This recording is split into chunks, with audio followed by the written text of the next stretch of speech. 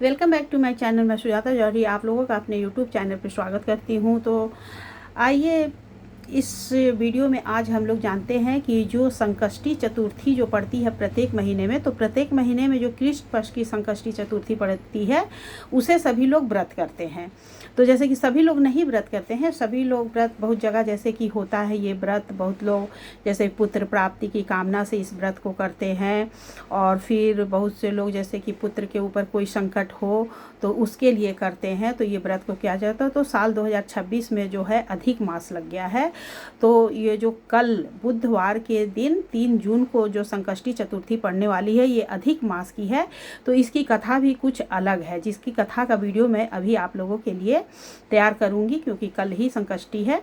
तो देखिए संकष्टी चतुर्थी व्रत की पूजा में हमें क्या करना होता है। तो इसमें देखिए जो लोग मतलब कि पूरा व्रत रह सकते हैं तो वो पूरा व्रत रह सकते हैं, और नहीं तो फिर आप पूजा करने के बाद सुबह का दिन में आप एक बार जल पानी पी सकते हैं। मतलब अपने शरीर के हिसाब से यदि आप रह सकती हैं तो आप दिन भर निराजल व्रत रहिए, और रात में चंद्रमा को देखने के बाद चंद्रमा को अर्घ दे करके उसके बाद ही पानी पिया जाता है। लेकिन जो लोग नहीं रहने पाते हैं वो लोग दिन में एक बार फलाहार कर लेते हैं।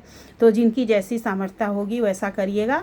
तो इसमें देखिए हमें क्या करना है, सुबह सवेरे हमें स्नान करके गणेश भगवान का नाम लेते रहना है, और उसके बाद से हमें अपने सुबह में पूजा कर लेनी है। अपने गणपति जी को सुबह में ही स्नान करा के उन्हें उस दिन नया वस्त्र पहना दीजिएगा, या तो आप वस्त्र चेंज कर दीजिएगा।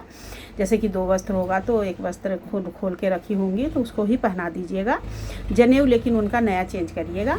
और फिर दिन में इस तरह से सिंपल सा पूजा करके आपको अगर पानी पीना है तो आप पानी चाय पी लीजिए। और उसके बाद शाम के समय में हमें देखिए क्या करना है, तो जो चंद्रमा का उदय का समय होता है उस समय में हमें तो 8:40-45 के लगभग में चंद्रमा उदय तिथि है। तो उस समय में हमें क्या करना है कि हमें स्नान करके और फिर एक चौकी लगा लेना है, और यदि हो सके तो आप छत पे ही चौकी लगा करके पूजा करिएगा, सामने चंद्रमा दिखाई दे देंगे। और नहीं तो फिर आप अपने घर में मंदिर में जहाँ करती हूँ वहाँ कीजिएगा। तो हमें पूजा कर ले, चौकी लगाना है, उस पर हमें गणपति जी को विराजित करनी है। बहुत से लोग सिर्फ गणेश जी रखते हैं, उन्हीं का पूजा करते हैं, और बहुत से लोग जैसे कि है गणेश जी लक्ष्मी जी साथ में, तो दोनों को ही रख के पूजा करते हैं। तो हमारे यहाँ मेरी सासू माँ शुरू से हम लोग को जो हम लोग के घर में गणेश लक्ष्मी जी है उन्हीं का पूजा करवाई है, तो मैं हमेशा उन्हीं का पूजा करती हूँ। तो जिनके यहाँ जैसे होता होगा वैसे करिएगा, सबका अपना अपना अलग नियम होता है। गर्मी लग रहा है। तो फिर उसके बाद हमें क्या करना है कि चौकी लगाना है, उस पर हमें गणपति जी को विराजित करना है। फिर उसके बाद उनकी पूजा करनी है। इस दिन देखिए चतुर्थी का दिन होता है, इसलिए हमें 4 फल जरूर से लेना चाहिए, और मोदक लड्डू का भोग लगाना चाहिए गणेश जी को। तो उसके बाद हमें पूजा कर लेना है, पहले भगवान को आचमनी कराना है, उसके बाद से वस्त्र स्वरूप कलावा समर्पित करिएगा, एक जनेऊ समर्पित कर दीजिएगा, पान का पत्ती उसमें लौंग इलायची डाल करके समर्पित करिएगा। फिर चंदन टीका लगा दीजिएगा गणेश भगवान को, उसके बाद फूल चढ़ा दीजिएगा। फूल चढ़ाने के बाद से आप एक दीपक जला दीजिएगा। दीपक आप 4 बाती का जलाइएगा, जैसे कि 4 बाती एक ही दीपक में जला दीजिएगा, और नहीं तो फिर आप 4 दीपक भी अलग अलग जला सकती हैं। तो 4 दीपक जला लीजिएगा, और उसके बाद बैठ करके पूजा करिएगा। फिर इस देखिए अधिक मास का है तो इसकी कथा मैं अलग दूंगी आप लोगों को, इसकी कथा कुछ अलग है। तो कथा उसके बाद से हमें जो अधिक मास की कथा है उसे हमें पढ़ लेना है, और अधिक मास की कथा पढ़ने के बाद से हमें थोड़ा सा हवन कर लेना है।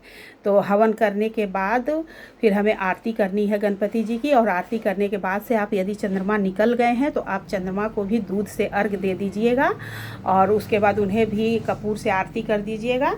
और यदि चंद्रमा नहीं निकले होंगे तो आप तब तक बैठ कर के 2-4 ठो अपने गणेश जी का भजन कीर्तन कर लीजिएगा। और फिर जब चंद्रमा दिखाई दे तो हमें चंद्रमा को दूध से अर्घ देना है, उनके बाद हमें उन्हें भी एक दीपक जलाना है, और फिर उसके बाद उनकी थोड़ी सी कपूर से भी आरती कर देनी है, और फिर हमें प्रणाम कर लेना है चंद्रमा भगवान को।